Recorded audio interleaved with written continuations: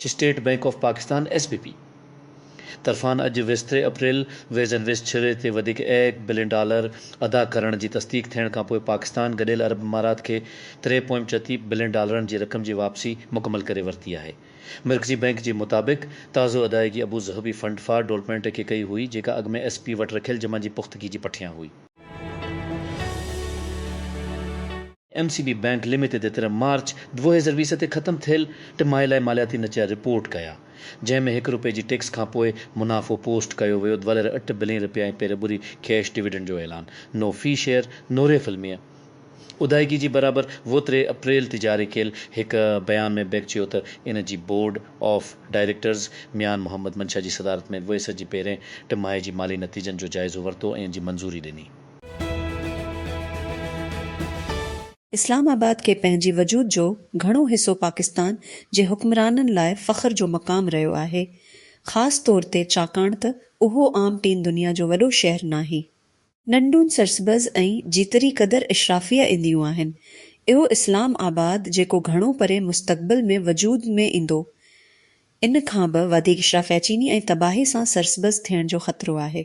लफ़्ज़ उहो आहे त नओं गादिया जो हंधि मैटन ऐं शंघाई जे मिलाप सां मुशाबत रखे थो, जेतोणीकि उहो मार्गला टकरीन जी ख़ूबसूरती खे बरक़रार रखे थो।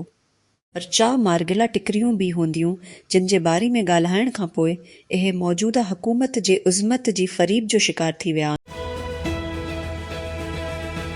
इस्लामाबाद ने हुकूमत सिक्रेट बोर्ड ऑफ डायरेक्टर्स क़ाइमु करे छॾियो, जीअं रियासती इदारनि जी क़ानून तहत घरबल हजी।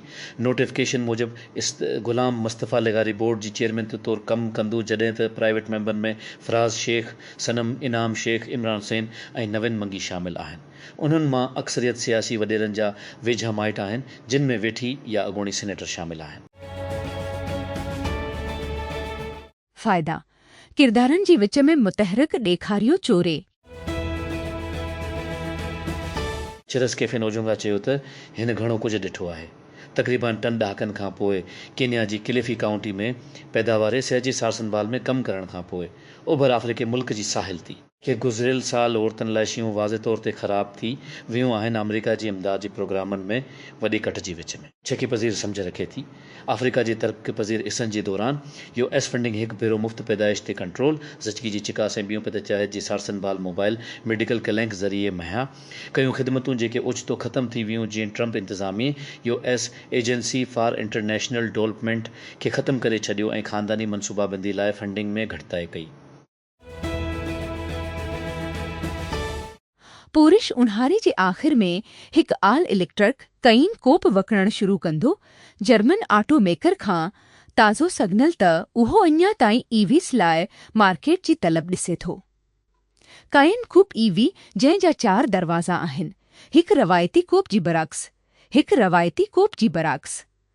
SUV जी केतिरनि ॿीन आल इलेक्ट्रिक मुख़्तलिफ़ क़िस्मनि में शामिल थी वेंदी, जॾहिं इहा हिन साल जी आख़िर में मार्केट में ईंदी, जंहिं में बुनियादी केइन इलेक्ट्रिक, केइन एस इलेक्ट्रिक ऐं केइन टर्बो इलेक्ट्रिक शामिल आहिनि। पोर्श सभ खां पोइ इन जे मुख़्तलिफ़ क़िस्मनि सां प्यार कंदो आहे। कास्पेस्की पारां कयल हिकु ताज़ी सर्वी जंहिंजो उनवान आहे कम जे जॻह में साइबर सिक्योरिटी। मुलाज़िमनि जी ॼाण ऐं रोई पाकिस्तान में तंज़ीमूं साइबर सिक्योरिटी पॉलिसियुनि ऐं मुलाज़िमनि जी तामील खे कीअं संभालींदियूं आहिनि, उन में वॾीन कमज़ोरियुनि जी निशानदी कई वई आहे। नतीजनि मां ज़ाहिर थिए थो त 29% प्रोफेसर मञींदा आहिनि त उन्हनि जी कंपनी जा साइबर सिक्योरिटी ज़ाबिता तमामु घणा आहिनि या मुकमल तौर ते मुनासिब न आहिनि, जॾहिं त 8% चयो त उन्हनि जी तंज़ीमनि में या त अहिड़नि ज़ाबितनि जी खोट आहे या अहे उन्हनि खां बि ख़बर आहिनि। इसराईल ऐं लबनान हिकु चकताण वारी जंग बंदी खे 3 हफ़्तनि ताईं वधायो। सदर डोनाल्ड ट्रंप ख़मीस ते चयो जेन अमेरिका विच ओभर जी जंग खे ख़त्म करण लाइ ईरान सां ॻाल्हियुनि में रुकावट ते रहे। ट्रंप जंग बंदी जी तोसी जो ऐलान कयो जॾहिं हिन ॿिन्ही मुल्कनि जी सफ़ीरनि सां मुलाक़ात कई ऐं लबनान में ताज़ो इसराइली हमलनि ऐं हिज़बुल्लाह तरफ़ां ताज़ी राकेट फायर जी बावजूद, जेको वाशिंगटन में ॻाल्हियुनि जो हिसो न हो। हिकु अमरीकी सिपाही अॻूणी अॻूणी वेनेज़ुएला जी सदर निकोलस मादुरो खे पकड़ण लाइ अमरीकी ऑपरेशन सां लाॻापियल ऑनलाइन अॻिथी वारी मार्केटनि ते शर्त रखण लाइ क्लासिफाइड मालूमात इस्तेमाल करण जे इल्ज़ामनि खे मुंहुं ॾेई थो। इंसाफ़ वारी खाती ख़मीस चयो अमरीकी फ़ौज जी सपाहिन केन वान डाइक ऐं फीटीवेल उत्तर कैरोलिना मबीना तौर ते ऑनलाइन प्लेटफॉर्म पोली मार्केट इस्तेमाल कंदी 4 लाज़र खां वधीक कमायो अमरीकी फ़ौजनि सां लाॻापियल नतीजनि ते शर्त ॾियण लाइ वेनेज़ुएला जी गादी वारी हंध काराकास में अचण ऐं मदूरो खे माज़ूल करण। हिकु ऑपरेशन हिन मंसूबी ऐं अमल में मदद कई। इंसाफ़ जे अमलदारनि जे मुताबिक़ हिन महीने जे केतिरनि ई पेशरफ़्तनि मां हिकु आहे जंहिं ते पाकिस्तानी फ़ख्रु करे सघनि था। इहा ख़बर आहे त उन्हनि मां हिकु जल्दी खला ॾांहुं वञण वारो आहे। 2 उमेदवारनि ज़ेशान आले ऐं खरम दाऊद खे चीन जे इंसान बरदार खलाई प्रोग्राम लाइ मछी चोंड अमल जे केतिरनि ई दौरनि खे साफ़ करण खां पोइ चोंडियो वियो आहे। इहे ट्रेनिंग शुरू करण लाइ जल्दी इन मुल्क जो सफ़र कंदा। आख़िरकार हिकु चीनी फ्लाइट मिशन में शामिल थींदो, हिकु पेलोड स्पेशलिस्ट तौरु ऐं चीन जे खलाई स्टेशन ते चढ़ंदड़ पहिरियों पढ़ीह खलाबाज़ बणिजी वेंदो। इन ख़बर ते पाकिस्तान में त जशन मिलायो पियो वञे, पर चीन बि इन ते बराबरि जोश ऐं जज़्बो रखे थो। चाइना मांड स्पेस एजेंसी उनखे चीन जी खलाई सनत जी तारीख़ में हिकु तारीख़ी वाक़ियो करार ॾिनो आहे ऐं उन जी प्रोग्राम में पाकिस्तानी उमेदवारनि जी शिरकत खे बीजिंग जी अपनी खलाई तरक़ी जी कामयाबियुनि खे आलमी बिरादरी सां शेयर करण जी रज़ामंदी जी मिसाल तौरु बयानु कयो आहे। बनी वज़ीर आज़म शहबाज शरीफ़ ऐं पाकिस्तान में चीन जे सफ़ीर जांग ज़ेडोंग ख़मीस DPMO में बनी उमेदवारनि खे मुबारकबाद ॾिनी। खेती कोयटा बलूचिस्तान जी वॾी वज़ीर सरफराज़ बगटी सूबे जी पहिरें रिसर्च सेंटर जो इफ़्तिताह करे छॾियो आहे, जंहिं जो मक़सदु सूबे में वधंदड़ इंतिहा पसंदी खे मुनह ॾियणु आहे। Balochistan centre of excellence on countering परतशद्दुद इंतिहा पसंदी जी इफ़्तिताही तक़रीब में घरो वज़ीर मेयर ज़िया लांगो, सूबाई असेंबली जी मेंबरनि, सरकारी अमलदारनि ऐं लाॻापियल इदारनि जी नुमाइंदनि शिरकत कई।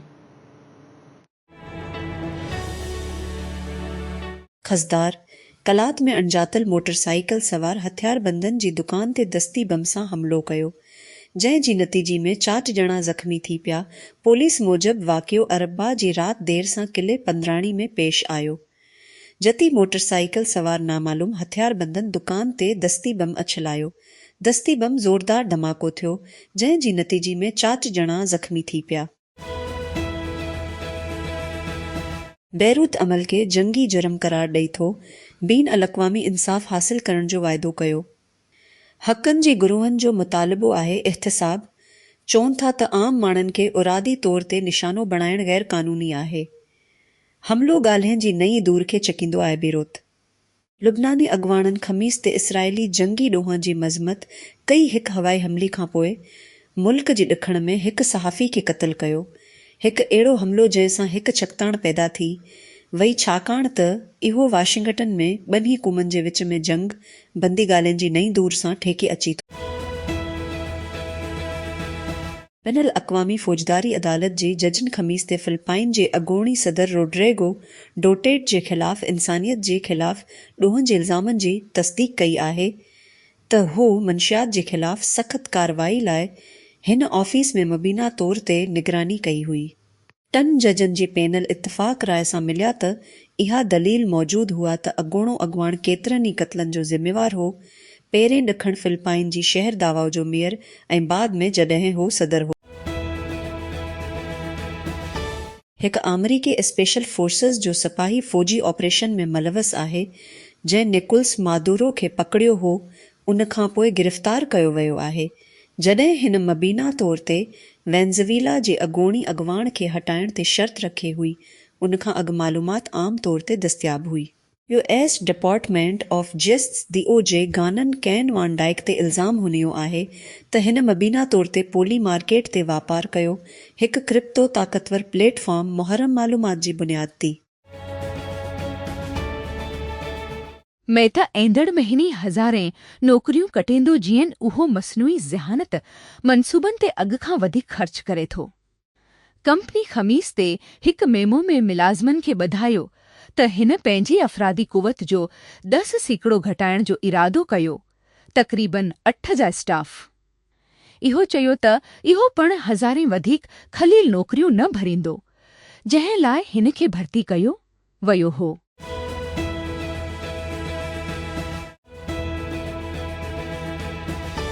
गॾियल क़ौमुनि जे इंसाफ़ वारी खाती वेनेज़ुएला जे सदर निकोलस मादुरो जे अगवा ते शर्त रखण लाइ हिकु सरगर्म फ़र्ज़ सपाहे जे ख़िलाफ़ फ़ौजदारी इल्ज़ाम दाख़िल कयो आहे। ज़ाती फ़ाइदे लाइ फ़ौजी मालूमात इस्तेमाल कंदीसी। ख़मीस ते प्रोसिक्यूटर गानन केन वान डाइक अटनसी मदुरो ख़िलाफ़ ऑपरेशन ते नक़द रक़म ॾियण जो इल्ज़ाम लॻायो, $4 खां वधीक। अमेरिका में एटलांटा जी इमोरी यूनिवर्सिटी में 10 प्रोफेसरनि ग़ज़ा ते इसराइल जी नस्लकशी वारी जंग ते 2020 कैंपस जे एहतजाज दौरान उन्हनि जी गिरफ़्तारी ते हिकु केस दाख़िल कयो आहे। ख़मीस ते संदन मुक़दमो दलील त यूनिवर्सिटी पंहिंजी आज़ाद तक़रीर जी पॉलिसियुनि खे टोड़ी छॾियो, जॾहिं हिन पुलिस ऐं रियासती सपाहीन खे ज़ोरदार अंदाज़ में एहतजाज खे ख़तमु करण लाइ सॾु कयो। 20 गिरफ़्तारियूं कयूं। वेनेज़ुएला जे सदर निकोलस मादुरो ते कब्ज़ो कयल ऑपरेशन में शामिल स्पेशल फोर्सेस जो सपाही अमरीकी इंसाफ़ खाते तरफ़ां फ़र्द जरम लागू कयो वियो आहे। संदसि मबीना ॾू अॻकथी वारी मार्केट पोली मार्केट ते केतिराई शर्त ठाहींदी त मदुरो खे इक़्तिदार तां हटायो वेंदो, जंहिं लाइ चयो वञे थो त हिन $4,000 खां मथे कई आहे। इख़्तियारीन दावा कनि था गानन केन वान डाइक, जेको ऑपरेशन मुतलक़ हल जी मनसूबाबंदी ऐं अमल में मुलविस हो। इहा हिकमत अमली जंहिं वेनेज़ुएला जे अॻुवाण खे ख़तमु कयो ऐं उन ते कब्ज़ो कयो। पोली मार्केट ते शर्त लॻायो त छा अमेरिका वेनेज़ुएला में फ़ौजूं मोकिलींदो ऐं मदुरो खे इक़्तिदार तां हटाए छॾींदो। मेटा तक़रीबन 8000 कारकुननि खे बरतरफ़ करे रहियो आहे, या इन जी अफ़रादी क़ुवत जो 10%। कंपनी चयो आहे त जैन मसनूई ज़हानत जी बुनियादी ढांचे ते ख़र्चनि खे वधाइण ऐं आला अदा कयल इहा माहिरनि जी नौकरियुनि खे जारी रखे थी। ख़मीस ते कंपनी चयो त उहा कारकर्दगी जी ख़ातिर ऐं पंहिंजी कारोबार जे हिसनि में नई सीड़पकारी जी इजाज़त ॾियण लाइ कट ठाहींदी, जंहिं पहिरियों भेरो ब्लूमबर्ग पारां न ॿुधायो वियो आहे, जंहिं उहो पिणु चयो आहे त कंपनी तक़रीबा 6000 नौकरियूं अणॼातल छॾींदी। रेडवुड मवाद जो चीफ ऑपरेटिंग ऑफिसर कर्स लेस्टर बैटरी रिसाइक्लिंग कंपनी खे छॾे रहियो आहे। रिटायर थियण लाइ टेक करण सखियो आहे ऐं हू वाहिद एग्ज़ीक्यूटिव नाही जेको ताज़ो रवानो थियो। लिस्टर हिकु अॻूणो नायब सदर जंहिं टेस्ला जी नेवाडा गेगा फैक्ट्री में ऑपरेशन्स जे अॻुवाणी कई 2023 जे आख़िर खां रेडवुड सां गॾु आहे। हिन कंपनी जी चीफ सप्लाई चेन ऑफिसर तौरु शुरूआत कई ऐं जल्दी 2024 में CEO जी किरदार ते तरक़ी कई वई। प्रोमोशन केस ऑर्ग चार्ट में रेडवुड जी बानी ऐं CEO जी वेझो करे छॾियो, जेको हिन वक़्तु टेक्नोलॉजी ते डिघी अरसी ताईं चीफ ऑफिसर GBS टीवे ते वेठो। गाॾियुनि जो बोर्ड। अमेरिका जो चवणु आहे त ईरान जे ख़िलाफ़ मुल्क जी ताज़ी बहरी हरकत में हिन जी फ़ौज हिंदुस्तानी समंड में ईरानी तेल खणी वञण वारी पाबंदी मढ़ील ॿेड़ी ते सवार थी वई आहे। US डिपार्टमेंट ऑफ डिफेंस हिकु बयान में चयो आहे त हिन हिकु समंदरी रोकथाम कयो आहे, हिकु बहरी जहाज़ जी मुदाख़लत या माइनू जहाज़नि ते जेको दुश्मनी या कानून जी ख़िलाफ़ वर्ज़ी में शकी आहे। एम्थ माजेस्टिक एक्सती जियोपॉलिटिकल तकरार बिशमूल अमेरिका ऐं इसराइल जी ईरान ते जंग ऐं रूस ऐं यूक्रेन जी विच में तकरार अमरीकी दिफ़ाई कंपनियुनि जी वधंदड़ मुतालबनि खे वधायो आहे, जीअं पेंटागो हथियारनि ऐं जहाज़नि जी ज़ख़ीरे खे भरण लाइ डोड़ो। Lockheed Martin, Northrop Grumman, RT-21 corporation ऐं बोइंग खां हिन हफ़्ती पोस्ट कयल पहिरें चोथें नतीजनि खे महदूद तरक़ी ॾिठो जीअं सप्लाई चेन ऐं पैदावार जी देर जी सनत ते वज़न आहे। पोप लियो दुनिया जी मुहाजिरनि ऐं पनाहगारनि जे इलाज ते तनक़ीद कई आहे, दावा कई आहे त उन्हनि खे अक्सर घर जी पालतू जानवर या जानवरनि खां बि बदतर ॾिठो वेंदो आहे। लियो, जेको अॻु में अमेरिका जी सदर डोनाल्ड ट्रंप जी सख़्त इमिग्रेशन पॉलिसियुनि ते हमिलो करे चुको आहे, मुहाजिरनि जी बहितर इलाज जो मुतालिबो कयो जीअं हो ख़मीस ते रूम ॾांहुं वापसि रवानो थियो, 4 मुल्कनि जी अफ्रीका जी दौरी खां पोइ। यूरोपीय यूनियन यूक्रेन लाइ नमात अरब यूरो एतुक 5 कर्ज़ जी हतमी मंज़ूरी ॾिनी आहे ऐं रूस ते पाबंदियुनि जो हिकु नओं दौर, हिकु डघी कतार खां पोइ कैफ जी वाध में। हंगरी ऐं स्लोवाका जे एतिराज़नि खे ख़तमु करण खां पोइ क़दमनि ते दस्तख़त कया विया, जॾहिं यूक्रेन ख़राब थियल ड्रोज़बा पाइपलाइन जी मरमत खां पोइ तेल जी वहिकरी खे ॿीहर शुरू कयो। जंटाइन जी जावियर मेले जी इंतज़ामिया मुल्क जी सहाफ़ियुनि सां वधंदड़ तकरार जी हिसी तौरु सदारती महल कासा रोज़ाड़ा ताईं रसाए खे महदूद करे छॾियो आहे। तस्दीक तक थियल सहाफ़ी मुबीना तौर ते ख़मीस ते कासा रोसादा पहुची विया ऐं फिंगरप्रिंट स्कैनिंग ज़रिए इमारत में दाख़िल थियण जी कोशिश कई, जीअं अहे आम तौर ते कंदा। गुज़िरियल केतिरनि महीननि खां केतिरनि मुल्कनि ॿारनि ऐं नौजवाननि लाइ सोशल मीडिया जी रसाई खे महदूद करण जी मंसूबनि जो ऐलान कयो आहे।